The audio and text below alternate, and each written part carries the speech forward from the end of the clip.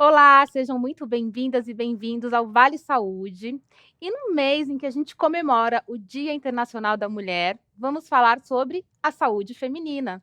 Será que o seu cuidado com o corpo e com a saúde mental está em dia? Ou você, mulher, está adiando ou minimizando as suas dores, dando mais cuidado para alguém da sua família, se deixando de lado? É um pouco normal a gente fazer isso, né? Mas olha, é importante a gente se cuidar e justamente para conversar sobre isso, a gente vai receber hoje aqui 4 mulheres incríveis que vão ajudar a gente a entender a saúde da mulher na vida real. Então, eu apresento para vocês, primeiro, a doutora Mariana Visa, médica ginecologista, fundadora da Casa Irene, com atuação voltada à prevenção, planejamento produtivo e acesso ao cuidado ginecológico. Bem-vinda, doutora. Muito prazer, prazer estar aqui. E a gente também recebe a doutora Bárbara Murayama, médica ginecologista, especialista em endometriose e idealizadora do projeto My Endo Wellness, que une a experiência médica à vivência com a endometriose. Bem-vinda, doutora. Obrigada pelo convite, Lu. É um prazer ter você aqui. E também temos aqui no nosso sofá a presença da modelo e empresária Ellen Moreira Scamardi, que descobriu endometriose profunda após anos convivendo com dores fortes. Bem-vinda. Oi, Luciana, eu que agradeço o convite. Eu que agradeço também. E olha, para fechar aqui o nosso time de mulheres que vão dividir um pouco de vivência, tanto nos consultórios ou na vida, a gente tem a Nayane Roma, que foi diagnosticada com câncer de colo de útero aos 33 anos de idade, mesmo sem sentir qualquer sintoma. Bem-vinda. Muito Vou querer obrigada. saber muito dessa história, né? Porque às vezes a gente tem, assim, né, no imaginário que qualquer situação de saúde ela tem que vir acompanhada de sintoma, de dor, e às vezes é silencioso, né? Tanto a endometriose é muito silenciosa, apesar da gente ter aqui um exemplo que não, mas a gente tem que fazer o exame de rotina e tem que fazer o acompanhamento sempre para poder confirmar se está tudo certinho, né? Porque esse corpo feminino ele passa por muitas fases ao longo da vida, né? Desde o início da descoberta do ciclo menstrual, lá quando a gente né, tá nessa mudança da infância para adolescência, aí as mudanças hormonais acontecem, as cólicas vêm, né, tudo aquilo que, né, a gente já passou aqui ali no comecinho desse ciclo, e às vezes essas primeiras menstruações, elas já vêm já com muita dor, né, sangramento em excesso, e para algumas pessoas falar: "Ah, é normal, é o meu tipo, ah, minha mãe também era assim", né, às vezes você associa que na família é um padrão, mas às vezes não, é um sinal de alerta, assim, que tem que ser considerado, que não é comum, precisa de avaliação para ajudar a identificar e diagnosticar qualquer problema. Bom, doutora Mariana, por que que é tão comum, né, na rotina ginecológica, a gente confundir o que que faz parte do ciclo do corpo e o que que não, o que que realmente merece uma atenção maior? É multifatorial, né? Mas principalmente falta de conhecimento, falta de acesso e uma questãozinha cultural aí que você levantou, né? Principalmente no caso da endometriose, que é uma doença que leva anos para ser diagnosticada, né? A gente costuma tolerar essa dor. E as mulheres culturalmente costumam tolerar dores de várias sortes, né, de várias formas, dores maiores do que elas deveriam, do que elas aguentam, né? E também falta de conhecimento, às vezes por parte do profissional mesmo, às vezes o profissional não tem conhecimento, são poucos profissionais, né, capacitados para tratar, para operar uma endometriose. A gente tem poucos profissionais capacitados que operam por vídeo no Brasil. E também tem uma questão de falta de acesso. Às vezes a pessoa descobre um vídeo como esse no YouTube, vê que o caso dela poderia ser melhor diagnosticado, melhor conduzido, mas ela não tem acesso. Então são várias barreiras, a gente não pode encarar assim como uma questão simples de ser resolvida. E aí a gente pega até o exemplo da Ellen que eu quero trazer, você sempre conviveu com essas dores, né, mas e aí lá no seu começo de rotina ginecológica, isso não foi identificado? Em que momento, né, como é que foi a sua trajetória até o diagnóstico da endometriose? Foi uma trajetória difícil, porque como a doutora Mariana Uhum. mencionou, é realmente verdade. Os médicos, GOs de um modo geral, eu acho que eles estão começando a entender a questão da endometriose agora. E a sociedade moderna também exige muito isso da mulher. A mulher tem que ser forte, a mulher tem que ser guerreira, né, o tempo todo, e a gente começa a achar que dor é normal. E eu fui suportando dor, até chegar a um limite de que, em todo o ciclo menstrual, eu estava tendo dor para ir ao banheiro, e aí eu estava tendo que parar no hospital para tomar um remédio para cólica forte, porque o diagnóstico correto não vinha. Então foi assim um processo bem doloroso e bem difícil. E aí precisou fazer exames e tudo mais, De até descobrir. Isso. Precisei fazer uma série de exames bem específicos, ressonância magnética com contraste e preparo para endometriose, o ultrassom também com esvaziamento do intestino para preparo da endometriose, para daí sim conseguir ter o diagnóstico correto.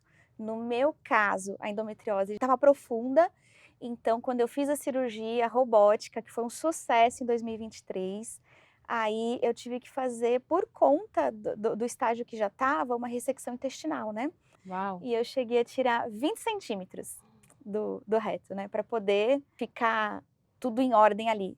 Graças a Deus eu agradeço que eu não precisei colocar bolsinha de colostomia, nada disso. Mas foi um susto e um medo muito, muito, muito grande, porque muitas coisas dependem também das minhas decisões ali. Foi a hora que a vida falou assim, não, agora você para. Sim. Então foi assim, desafiador no campo emocional, profissional, geral, assim. Imagino, não, um super desafio, assim, né, não precisa usar a bolsa, tem gente que precisa usar, que é algo super necessário para também dar, né, qualidade de vida e para garantir a vida também, né, de muita gente, enfim. Quer comentar, doutora? E uma coisa que é interessante é que eu falei dessa questão das várias barreiras do acesso, que mesmo para quem tem plano de saúde, que tem acesso a uma ressonância magnética, que vamos pensar que ressonância não é um exame que a gente consegue facilmente, mas mesmo para quem tem o acesso, vai ser difícil encontrar um profissional que peça, vai ser difícil encontrar um profissional que laude adequadamente, né? Você que opera sabe que a gente encontra muitos laudos ruins, que não ajudam a guiar adequadamente a cirurgia. Muitas barreiras, e é uma doença que acomete 10% da população. Quando a gente pensa na história da ginecologia, a infinidade de atrasos que a gente tem, imagina você ter endometriose numa época em que não existia dipirona. Então as pessoas gritavam de dor, essas mulheres eram histéricas.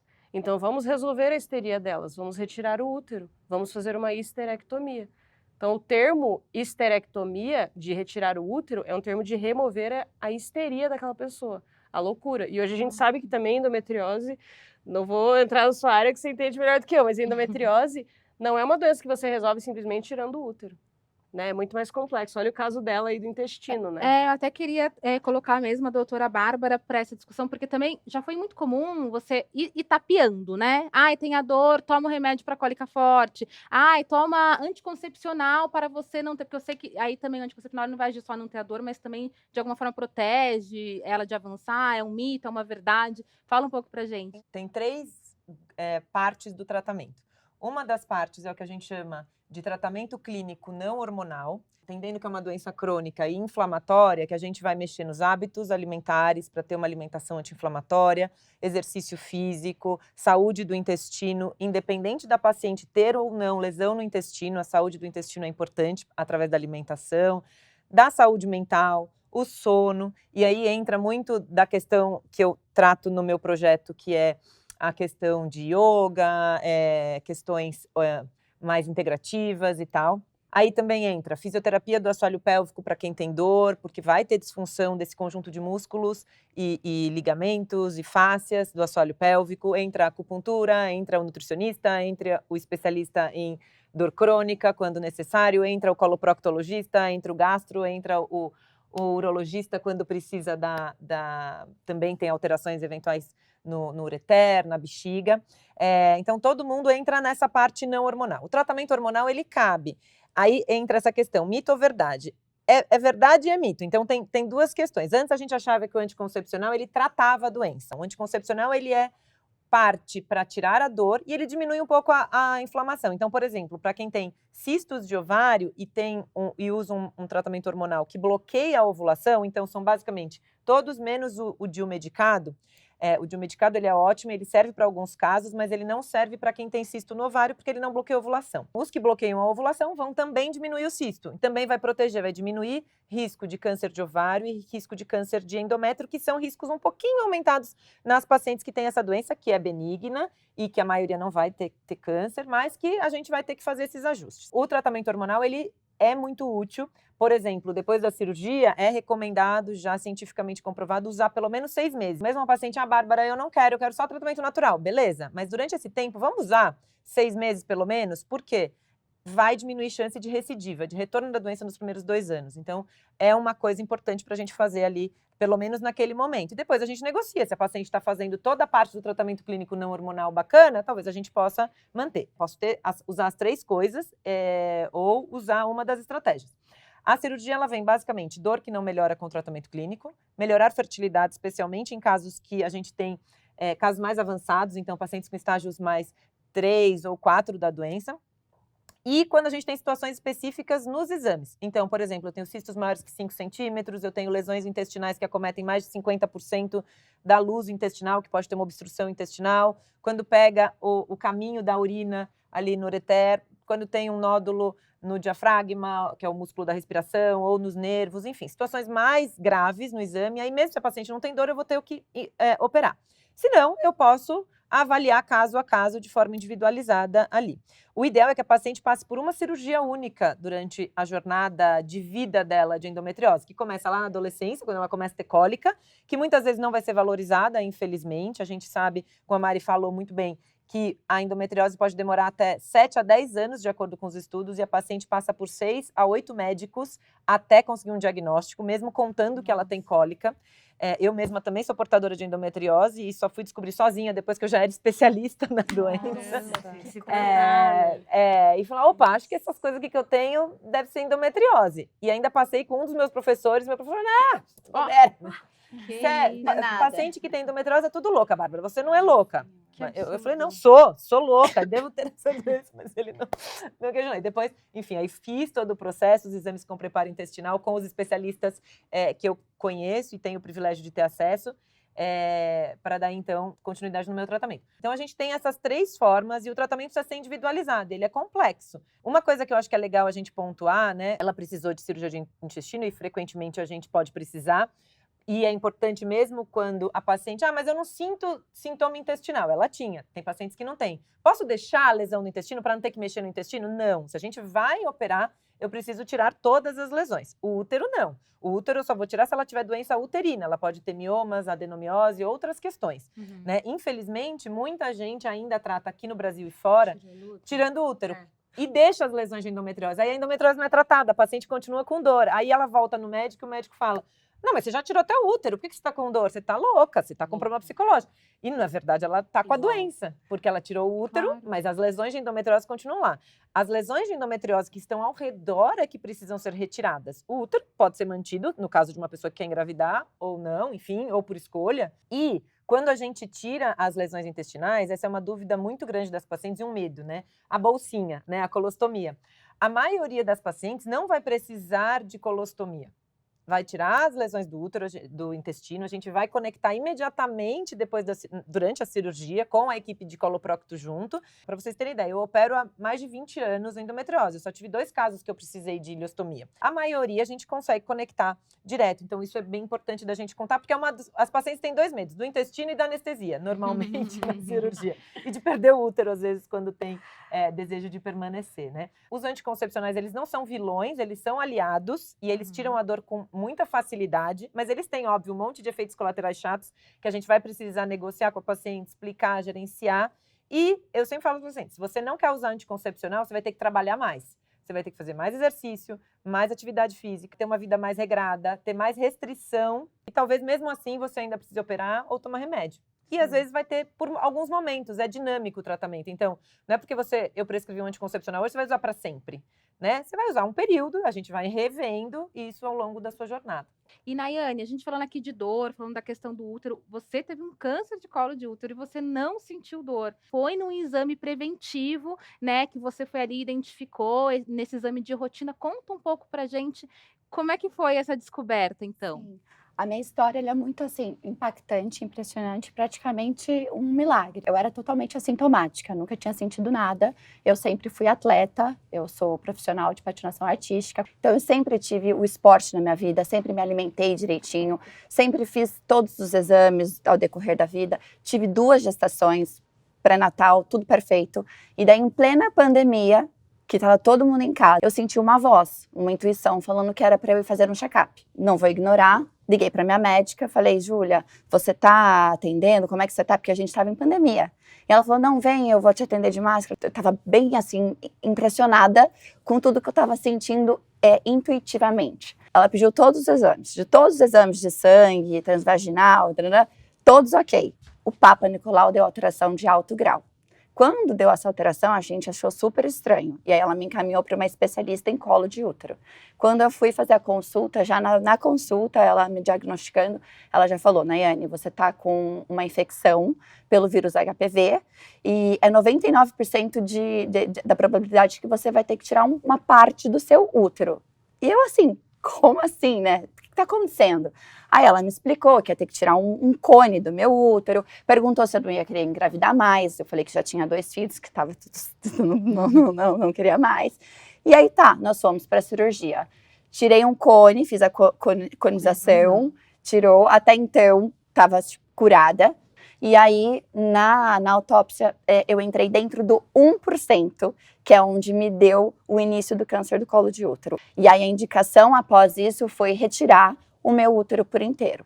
E algumas coisas ainda aconteceram durante a cirurgia e eu tô viva. Eu tive uma hemorragia interna, onde eu perdi quase 1 litro de sangue. Se eu tivesse perdido mais 1 minuto de sangue, eu não estaria aqui agora contando a minha história para vocês. Então eu digo que foi um milagre, mas eu também escutei muito a minha intuição, fui atrás dos médicos, dos profissionais, estava com os meus exames em dia, eu ia deixar de fazer por conta da pandemia, e aí a gente descobriu todo esse diagnóstico, que é bem impressionante. Né? Não, é bem impressionante mesmo. Eu queria que uma das doutoras explicasse que HPV é um vírus que, né, a gente tem a vacina hoje em dia, mas é super comum. As mulheres fazem acompanhamento, às vezes semestral, às vezes anual, mas ali ela viu que tinha presença, que tinha infecção e já foi tudo rápido, né, pelo que você falou. Assim.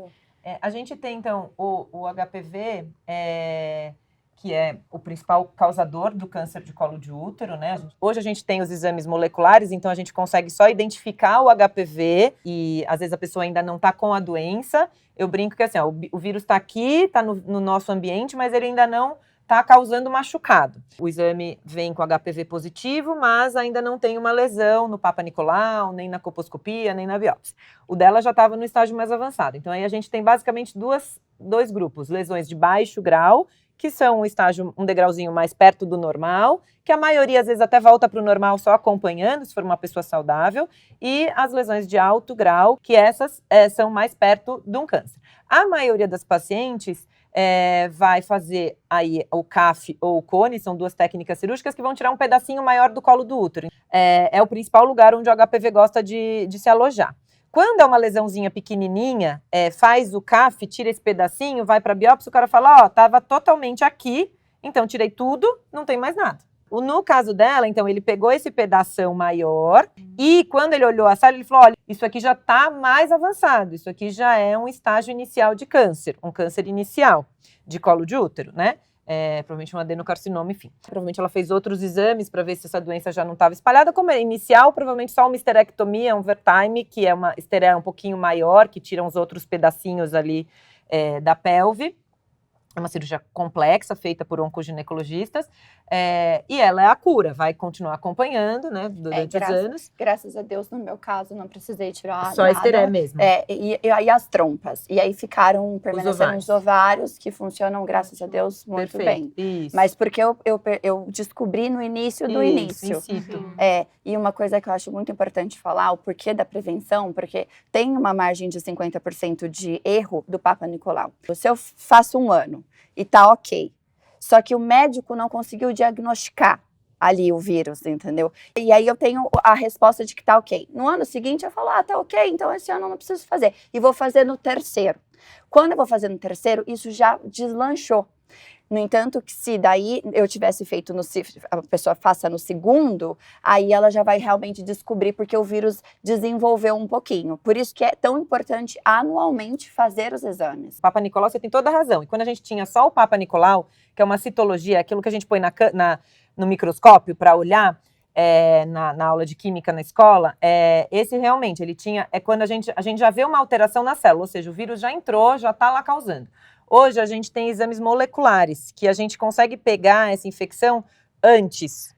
E aí esses exames até mudaram os protocolos. Quando a gente tem esse exame que detecta o DNA do vírus, hoje a gente pode fazer até a cada 5 anos com segurança. Quando é só o Papa Nicolau, então infelizmente no Brasil a gente ainda tem Muito erro de leitura. erro de leitura dessa célula e muita falta de acesso a esse Papa Nicolau. Então você vai falar, as estatísticas de morte por câncer de colo de útero no Brasil é um dos países que mais morrem mulheres por câncer de colo de útero. Por quê? Porque a maioria dessas mulheres, que infelizmente são as mulheres periféricas, as que de uma camada social que não tem muitas vezes acesso, ou que vai ter acesso a exames ruins, não tem acesso a um bom exame, muito menos ao exame molecular, que é isso que a gente está falando que dá para fazer a cada 5 anos. Quem ainda está fazendo só Papa Nicolau simples, que é a citologia, ainda vai ter que fazer a cada 1, 2 anos. Se tiver 2 normais, aí tem lá os critérios que a gente vai poder escolher esse intervalo de tempo. Isso não isenta a pessoa de ir uma vez ao ano e ser examinada, porque também tem outras coisas que a gente vai olhar ali, né? Então, ir ao médico todo ano é essencial. Aí os exames se a gente tiver acesso a exames específicos, a gente pode passar esses exames, senão não. Cuidar da saúde não precisa ser complicado. Com a Vale Saúde, você consegue agendar consultas e exames de forma simples, direto pelo aplicativo. É mais facilidade para colocar o cuidado na rotina. Mas eu queria entender ainda com a doutora Mariana, por que a gente ainda esbarra nessa questão de alguns médicos não considerarem a reclamação dos pacientes. Como esse professor, eu fiquei passada com esse professor. Eu ia lá com o diagnóstico no professor e ia falar, professor, que preconceito é esse, professor? Por que isso ainda acontece, doutora? Ai, gente, essa é a pergunta de milhões, né? Mas é cultural. A gente precisa entender que existe um processo social no processo saúde e doença, que não é por acaso que o câncer de colo vai matar mais mulheres mais pobres e mais vulneráveis. Não é por acaso que a gente vai ver mais câncer de colo em países mais pobres e menos desenvolvidos. As doenças, elas escancaram as falhas da sociedade. A verdade é essa. Tanto do ponto de vista da paciente, quanto do ponto de vista do profissional. Por exemplo, hoje a gente tem esse exame do Papa Nicolau. O que é o Papa Nicolau? Então imagina que o colo do útero é o meu nariz. Então o colo do útero é o meu nariz. Aí a gente vai lá com um palitinho e raspa, e pega uma escovinha e esfrega. E daí passa ali no microscópio e vai olhar as células daquele colo do útero. Hoje eu tenho um exame que é o DNA-HPV, que é esse molecular que a doutora comentou. O DNA-HPV, ele vai ver se tem o HPV. Porque nem todo HPV é igual, a gente tem vários subtipos de HPVs. Existem os subtipos que realmente estão mais relacionados aos casos de câncer. Quando você pega entre os subtipos de HPV, beleza, 80% dos cânceres de colo serão causados pelo HPV, mas 80% desses cânceres serão causados pelo 16 e 18, que são os mais graves. Como que a gente protege essa microbiota vaginal? Como que a gente protege esse ambiente? Porque não é por acaso que o HPV será pior em determinados tipos de pacientes. A gente já sabe, com mais segurança, que existe uma microbiota vaginal. Então, esta vagina tem cerca de 280 subtipos de bactérias. Eu não estou falando mais da pontinha do nariz, estou falando do canal vaginal. E quando esse canal vaginal está com predomínio de bactérias boas, que são os lactobacilos, eu protejo essa mulher contra o câncer de colo de útero, porque eu protejo ela contra o HPV. A gente tem 8 vezes mais chance desse HPV ser eliminado espontaneamente quando eu tenho uma microbiota vaginal saudável. Desde 1970, para tudo chama a NASA agora, desde 1970 que a gente sabe que o critério para dar diagnóstico de corrimento vaginal é através do microscópio. Tem que ter um microscópio no consultório de quem está avaliando o corrimento. Quantas vezes a gente já viu isso? Super raro. Porque é um conhecimento que se perdeu, porque existem atrasos na ginecologia. E não é que esses profissionais são ruins porque eles não têm um microscópio. Eles não sabem, porque a gente não é ensinado na faculdade, porque as coisas vão se perdendo. Quando você fala de saúde da mulher, você fala de atraso. Você fala de um processo social e cultural que impacta diretamente na saúde e doença. Então, não é por acaso que esse tipo de coisa acontece. Você vê, desde 1970. Não tem ninguém fazendo. É um exame simples que você faz no consultório. Dá para pingar uma gotinha de soro e avaliar ali na hora. E você faz o diagnóstico. E quando você trata uma vaginose bacteriana, quando você trata uma candidíase, você está protegendo essa mulher contra o HPV. Mas é muito mais fácil o profissional ir lá e falar: você não usou camisinha, você não fez o exame, você tem muitos parceiros, você não sei o quê. É muito mais fácil você culpar essa mulher. Porque é isso, a mulher vai aguentando a carga. Historicamente, a gente vai botando no lombo e Exatamente. segue caminhando, Até né? porque na primeira relação sexual que a mulher tiver, sem camisinha, ela já 95% de Já tá chances de exposta, já né? contrair. 95% E mesmo já com o contrai uso do vírus. preservativo, tá? Uma É. informação que a gente nem gosta de passar, porque as pessoas já não usam muito preservativo. Mas mesmo com o uso do preservativo, você não consegue evitar de maneira eficaz a infecção pelo HPV. É um vírus muito sem vergonha, né? E, ainda respondendo a sua pergunta, trazendo para a endometriose, né, essa questão dos médicos não respeitarem as pacientes, para você ter um dado. Por exemplo, né, ela falou que fez cirurgia robótica, provavelmente você pagou a taxa do robô no hospital que você fez, ou o médico tinha algum acordo no hospital para que você não coubesse, porque o seu convênio de cara com certeza não cobriu o seu robô. Aí, vindo para o lado dos homens, a prostatectomia, que é uma cirurgia masculina para tratar câncer de próstata, ela é coberta pelo robô. Por quê? Os estudos já mostram, assim como os da endometriose também já mostram, que o robô ajuda a proteger mais os nervos pélvicos. E isso no homem vai protegê-lo de não ficar sem ereção.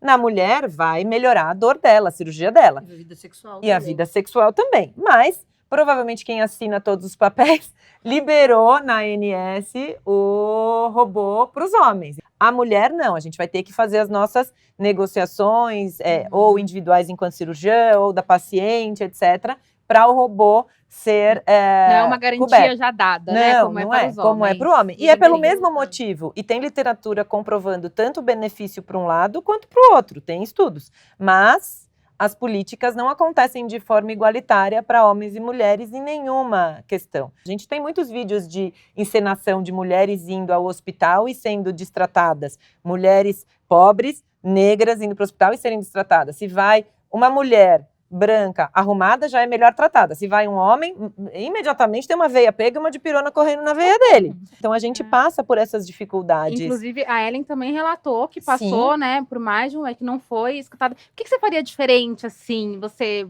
bateria na... Não, gente, eu preciso ser ouvida, eu tô com uma dor. Você precisou brigar praticamente, né, para conseguir ser respeitada e acolhida. Eu precisei e também eu acho que assim, a culpa é talvez da gente, mulher moderna, é um assunto bem importante, porque se a gente começa a curar a gente vai conseguir levar mais para frente esse assunto. O erro também foi muito meu, porque eu acho que eu acreditei que era normal sentir dor. E eu acho que eu acreditava que eu tinha que ser forte o tempo todo e dar conta do recado.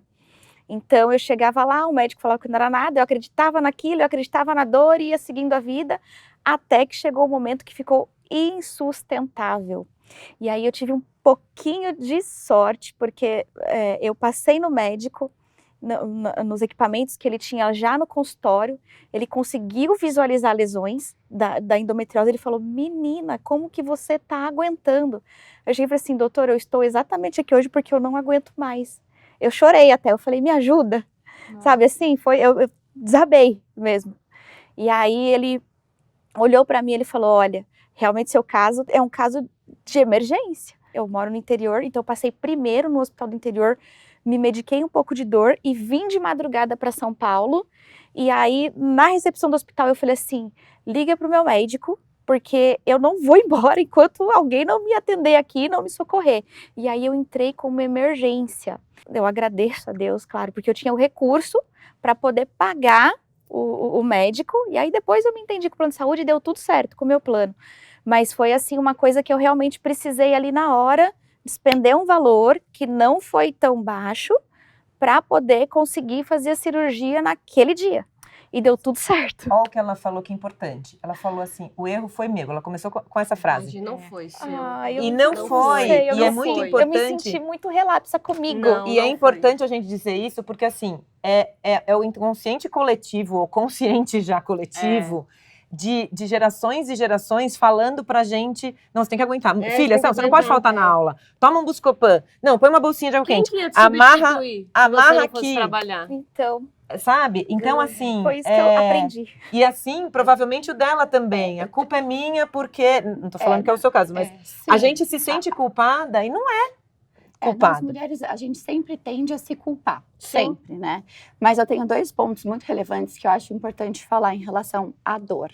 No meu caso, eu não tive dor, eu tive uma intuição. Uhum. E eu não ignorei a minha intuição. Então, imagina quando você tem dor e você vai relatar a sua dor e as pessoas, não é nada. Não, você tá com frescura. Não, você tá doida. Imagina se você chega, então, falando que você tá com uma intuição. Aí você é mais doida ainda. E o negócio tá acontecendo. Então, o quanto importante é a gente estar conectada com o nosso corpo. Quando eu fiz a cirurgia e retirei o meu útero inteiro e eu tava no hospital, sendo observada lá na salinha que você fica em observação em relação à anestesia para ser liberada para o quarto, eu comecei a sentir muita dor nesse momento. Eu podia ter falado, nossa, eu tirei um útero, então essa dor é normal. Eu teria morrido com uma hemorragia interna. Eu chamei os médicos, os enfermeiros, eles me deram, sabe o quê? Tramal para dor. E aí eu apaguei com o tramal, e aí do nada eu acordei, não sei como, você não tinha mais força direito pra, tipo assim, levantar o braço, eu só fiz assim, um enfermeiro viu, por sorte. A hora que ele veio, eu só fiz assim, abaixei o ouvido dele na minha boca e falei, me salva que eu tô morrendo. Foi essa hora que eles começaram a fazer a ultrassom, e aí eles descobriram a hemorragia interna, e aí eu voltei pra sala de cirurgia e fiquei mais 5 horas em cirurgia. Então, o quão importante a gente não ignorar intuição e a dor. O ideal é que a gente não precisasse estar tão atento e pudesse confiar em bons profissionais, né? Exato. Porque eu levo um carro para consertar, eu não quero ter que ficar ali em cima, porque eu não entendo nada daquilo. Exato. Então, você imagina o desespero de uma pessoa que não é da área da saúde, perceber que tem alguma coisa errada e não saber o que fazer. Mas eu sou uma otimista incurável, assim, eu acho que com muita capacitação, com muito estudo, a gente consegue melhorar o ensino no país, a gente consegue mais cursos, a gente vai conseguindo. As coisas estão melhorando, né? Hoje o DNA HPV vai começar a ser oferecido pelo SUS também. Então, isso é uma vitória. A gente teve esse ano também o implante anticoncepcional, que também vai ser oferecido pelo SUS, mas é isso, se a gente para avaliar a história da ginecologia, é uma história cheia de atrasos e cheia dessas histórias que a gente fica de cabelo em pé. E por isso que é importante a gente trazer esse assunto para a pauta, assim, sem tabus, a gente ter essa troca entre mulheres com depoimentos verdadeiros, reais, né, com médicos que acompanham, né, toda essa evolução, uma história que começou de um jeito esquisito, ainda tem muitos passos para avançar, né, mas que bom que a gente tem a oportunidade de jogar luz, que outras mulheres que estejam assistindo possam falar, poxa, eu vou ouvir mais minha intuição, poxa, eu não vou negligenciar minha dor, poxa, eu vou bater o pé com aquele médico. Eu sou a pessoa que eu sempre bato o pé com os médicos. Meu marido fala, mas você vai lá pra quê se você vai discordar? É uma relação também, né? É uma relação, Sim, a relação claro. prevê que você tenha essa troca. A prevenção faz toda a diferença na saúde feminina. Com a Vale Saúde, você tem acesso a consultas ginecológicas e exames preventivos com valores mais acessíveis. Cuidar antes é sempre o melhor caminho. A gente ouviu aqui o depoimento das meninas e aí a gente teve um momento em que a gente demorou para chegar em alguns diagnósticos ou chegou de uma forma surpreendente, mas quando o diagnóstico vem, quando ele é confirmado, aí surgem muitas perguntas ainda, né? O que fazer, por onde começar, como é que a vida vai continuar depois desse momento? Mas o diagnóstico ele é uma perspectiva de cura, né? De um processo que ele não é igual para todo mundo, ele envolve tanto acolhimento médico, quanto tempo que cada mulher leva para entender o que está acontecendo ali, né? Um diagnóstico ele sempre é algo novo, né? Que bagunça um pouco a gente. Mas eu queria entender, Nayane, por exemplo, o que mais te assustou, assim, quando você entendeu a dimensão desse diagnóstico, assim, quando caiu a ficha, foi lá para a biópsia, falaram, olha, é um câncer. O que mais te assustou? Com 33 anos, 2 crianças debaixo do braço, um de 2, uma de 4, e você ser diagnosticada com um câncer, meu mundo caiu. Eu deixei de ver tudo colorido, eu via tudo preto e branco, juro por Deus. Eu me achava menos que as outras pessoas, eu comecei a questionar Deus e me perguntar o porquê que isso estava acontecendo comigo. Questionei muito a minha mãe, porque eu não tomei a vacina e queria achar um culpado, E a vacina é muito importante, meninas, mulheres, adolescentes, têm que tomar a vacina, porque ajuda a nos proteger. Eu não tive isso, não sei se eu tivesse tomado, teria acontecido a mesma coisa, mas é um alerta. Foi muito forte, mas ao mesmo tempo foi uma história de superação. Foi uma história também onde eu me conectei muito com a minha fé. Ressignifiquei muito a minha vida também, muitas coisas eu passei a ver diferente. Hoje, para mim, é uma dádiva. Na época, foi como se meu mundo estivesse realmente acabando. Então, nessas horas, é ajoelhar e rezar, é se conectar com Deus, acreditar no invisível. Eu tive muito essa questão também de entrega, de fazer tudo o que eu poderia fazer, de correr atrás dos profissionais, de ir atrás do plano de saúde, de eu me cuidar mentalmente. Eu lembro que, assim, eu saía para correr todos os dias, fazia esporte, não deixei de cuidar do meu corpo, da minha saúde, de comer direitinho. Não deixou a peteca cair, Não, né? Eu acho que isso que você traz de também, né, entregou para a espiritualidade, que cada um tem a sua relação com a sua, mas também entregou para o corpo médico. Entreguei. E aí eu queria entender com a doutora Mariana justamente o papel, né, do médico nesse acolhimento, em trazer os próximos, em trazer perspectiva, porque eu acho que no momento de diagnóstico, o paciente ele fica ali, né, tão, enfim, sucumbe mesmo a um medo muito grande, né? Como que você tira, resgata ali, né, aquela mulher tão fragilizada nesse momento? Olha, eu acho importante a gente deixar bem claro que daí não depende se o médico é uma pessoa boazinha ou não. Existe protocolo, existe treinamento para você dar uma notícia como essa na medicina. E esse protocolo envolve fazer perguntas. Então, eu dou um diagnóstico, você tem um câncer de colo de útero. Eu quero saber qual a sua dúvida.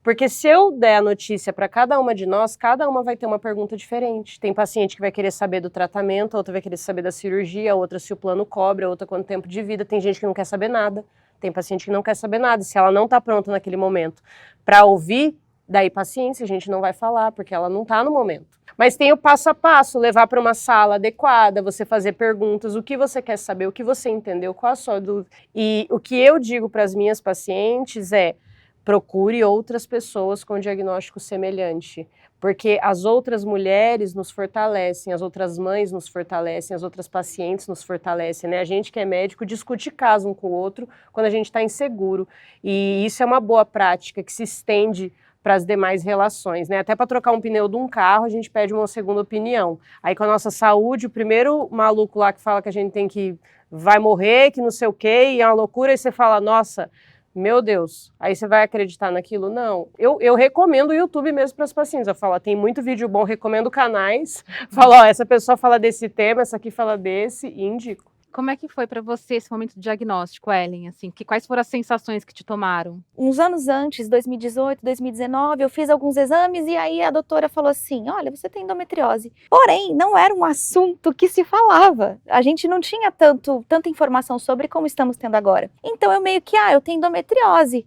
E aí eu dei uma discorrida com ela sobre o assunto e passou. Eu achei que era algo normal, que era algo que não ia me causar tantos danos a ponto de eu chegar a precisar de uma cirurgia robótica. Porque eu não tive, talvez, essa informação correta lá no começo. Então eu encarei como quem, sei lá, recebe uma notícia de uma gripe, alguma coisinha assim, comum. E na verdade não é muito sério. E doutora Bárbara, como é que justamente, né, um diagnóstico pode ser uma oportunidade da gente se reconectar com o nosso próprio corpo, da gente resgatar um cuidado que às vezes a gente estava negligenciando, porque, gente, vamos falar a verdade, gente, a gente tem que segurar tantos pratinhos, e eu até tenho uma analogia que eu gosto dessa dos pratinhos, que é a nossa saúde, a nossa vida deveria ser a bandeja principal. Assim, ó, essa aqui eu não deixo cair, os pratos que caiam, mas a bandeja aqui, ó, de quem eu sou, sabe, é importante. Mas às vezes acontece, às vezes a gente prioriza, enfim, coisas, situações, emprego, o diagnóstico ele é essa oportunidade de autorresgate, digamos assim? Muito. Primeiro a gente tem que posicionar a paciente no lugar correto em relação a qualquer diagnóstico. Valorizar o tanto que ele tem valor no momento presente, né? Nem de mais e nem de menos, né? Para que a paciente possa jogar do meu lado e não contra. Eu brinco que com doença crônica eu falo para os pacientes, às vezes elas, não, beleza, então vamos operar que daí você resolve tudo. Eu falo, não é assim, você tem que jogar junto, você é a líder desse time, a gente vai jogar um vôlei, tem uma quadra.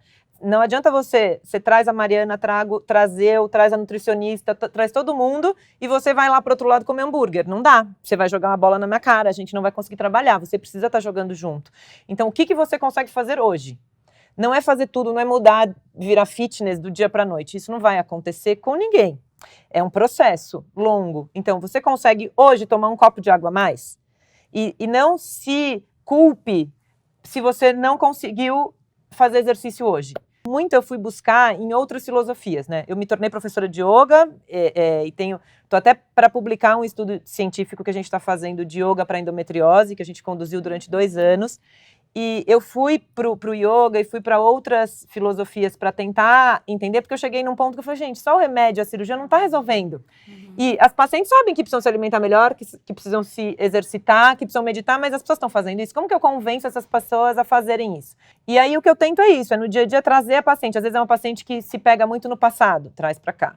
Paciente que se pega muito, não, mas eu não sei o que, quando eu terminar de operar, aí o que eu vou fazer, quando eu vou... Volta. Vamos aqui. Hoje, você bebeu água? Você comeu um alface, que seja? Você dormiu? Você fez cocô? Você não almoçou uma batatinha? Não, mas como que dá no outro lado? Você não almoçou só batatinha? Não, mas tudo bem. Mas eu almocei só batatinha, então calma. Né? Porque tem o outro lado, tem aquelas que vão loucamente e viram um robô. E aí elas surtam também emocionalmente, porque não dá para ser um robô. A melhora de qualidade de vida das pacientes com endometriose, ela deve ser crescente com os tratamentos adequados, mas ela não é uma curva, então num gráfico, ela não é uma curva assim, ela é uma curva assim.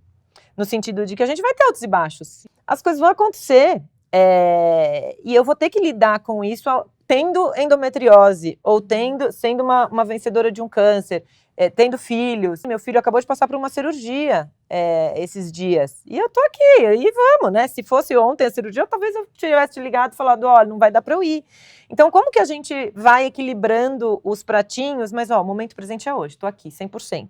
Vamos lá, vamos beber água, vamos comer a batatinha agora, mas aí depois à noite você come uma saladinha melhor, e uma fruta, e a gente vai fazendo isso. Eu acho que e tirando as dúvidas. Eu acho que eu pergunto muito, eu divido muito com a paciente. Qual é a sua dúvida? Traz e a gente vai a partir daí. Mas, doutora, só para complementar, isso está fazendo muito sentido o que você está falando, porque eu estou nessa jornada.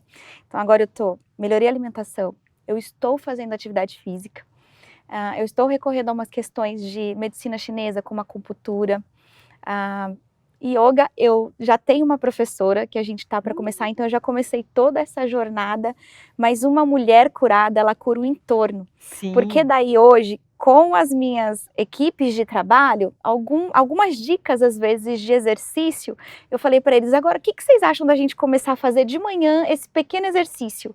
É um pontapé inicial. Então uma mulher curada, ela cura o entorno. E é muito legal essa jornada. Eu estou nessa jornada. Informação e acompanhamento fazem parte do cuidado. A Vale Saúde conta com uma rede credenciada de clínicas, laboratórios e diversas especialidades médicas para atender você em diferentes momentos da vida. A gente traz essa vida pós-diagnóstico, esse tratamento, né, que já vem uma outra etapa, que é esse autocuidado, e eu quero saber justamente da Nayane, porque a gente trouxe aqui, né, já sabemos que você se cuidou muito bem, que você, até medicina chinesa, que é incrível, eu adoro uma acupuntura, amo. Como que você, que também já era uma atleta, que já tinha também um super cuidado com a vida, o que mudou? Qual que foi a chavinha que mudou de tratamento, tanto com a medicina, né, convencional? O que você agregou a mais na sua vida nessa fase? Olha, um ponto positivo que a gente está falando da mulher curada, cura outras mulheres, um ponto que aconteceu comigo foi que eu procurei todas as minhas amigas, tipo, no mesmo tempo, para relatar o que estava acontecendo comigo e para saber se tinha acontecido com elas. E o que eu descobri, que eu fiquei muito impressionada, é que várias estavam com algum problema em relação ao útero, mas todas, ninguém contava. Era sempre um segredo. Entendeu? Nunca ninguém tinha dividido qualquer algo do tipo parecido comigo. E eu queria alertar, olha, tá acontecendo isso, como é que você tá com os seus exames? Tá com os exames em dia? Vai fazer seus exames, pelo amor de Deus, porque eu não quero que você passe pelo que eu tô passando, por esse susto. Pra gente conseguir o espaço que a gente tanto quer no mundo, a gente precisa se unir. É numa questão de saúde, é numa questão de divórcio, é numa questão de maternidade, é a gente expondo as nossas histórias, as nossas experiências, a gente abrindo um pouco, porque senão tudo tudo é assim, a gente é a forte, né? A gente aguenta e a gente tá ali o tempo todo. E não é assim, a gente sabe que não é assim. Eu acho que se a gente fica assim, a gente vai criando uma armadura aonde nos causa depois mal pra gente mesmo. Então eu acho que eu tive muito essa luz da união das mulheres, o quanto é importante a gente dividir as nossas histórias. Doutora Mariana, as meninas compartilharam um pouco, né? A doutora Bárbara também falou que ela foi buscar na yoga, foi buscar outras formas de ajudar as pacientes dela, né, a terem uma melhor qualidade de vida. Como que você enxerga o que é importante também para manter essa paciente ali no acompanhamento, no tratamento, depois que, se é um caso que tem uma cura, que não é uma doença crônica, na prevenção de novo, né? O que é importante para esse pós? Ela falou tão bem já, a Nay, assim, mas é isso, é se unir com outras mulheres e desabafar com outras mulheres, porque as outras mulheres vão abrir o caminho. As que estiveram atrás de nós abriram para que hoje a gente estivesse aqui falando, e a gente está abrindo para que outras também entendam. O segredo vai ser outras mulheres mesmo. Você vai ter que verbalizar, você vai dividir sua história e elas vão dividir a história delas com você e você não vai se sentir sozinha, porque a coisa mais triste que tem é você se sentir sozinha, envergonhada, diante de uma doença que acomete 10% de todas as mulheres e um HPV que 80% da população já teve contato. Aí, de repente, você se sente um ET porque só em você aconteceu. Você, na verdade, acontece numa galera. E a polêmica é tão grande que quando surgiu a vacina do HPV, atenção, a vacina do HPV é uma vacina contra o câncer. É a única vacina contra o câncer que existe. A galera tinha medo, né? A gente vai dar essa vacina, nós vamos incentivar os jovens a transar, nós vamos incentivar essas mulheres a transar. Como se eu tivesse o poder de incentivar alguém a transar. Se tivesse esse poder, estaria incentivando eu mesma. Minhas amigas, estaria riquíssima. Estaria riquíssima. As mães cansadas. Se a gente tivesse esse poder como profissional de saúde, incentivar alguém a transar, a gente estaria milionária. Não é o caso. Olha só que absurdo. E hoje a vacina está aí disponível para meninos, para meninas, que bom, no SUS, no privado, cobrindo os HPVs mais cancerígenos, mais malignos, mais maldosos, e a gente está aqui falando sobre isso. Com a Vale Saúde, o cuidado com a saúde acontece de forma contínua. Consultas e exames com acesso simplificado para te acompanhar em diferentes fases da vida. Não, a gente está aqui num papo maravilhoso. Eu sei que a gente estourou o tempo. Eu sei que, olha, ainda temos aqui últimas considerações, mas eu já agradeço tanto, assim, pela, sabe, generosidade de vocês compartilharem, assim, né, depoimentos tão íntimos até, né? Então, muito importante a gente ter essa conversa aqui, e esse cuidado com a saúde, ele começa, como a gente viu no papo de hoje, lá na atenção com o corpo, na decisão de não ignorar, de buscar, às vezes de insistir, que não é o mundo ideal, não precisar insistir, não precisar estar tão vigilante, né, mas essa atenção, ela faz diferença ao longo da vida. E já nas considerações finais, eu queria que, bom, doutora Bárbara, acho que o que ainda é algo que você sonha em ver, assim, de transformação ou de evolução quando a gente fala de saúde feminina? Eu acho que, principalmente em relação à endometriose, é entender que o diagnóstico, ele não precisa do especialista. Eu sou especialista, mas não precisa ser eu. A paciente não precisaria ter que chegar em mim.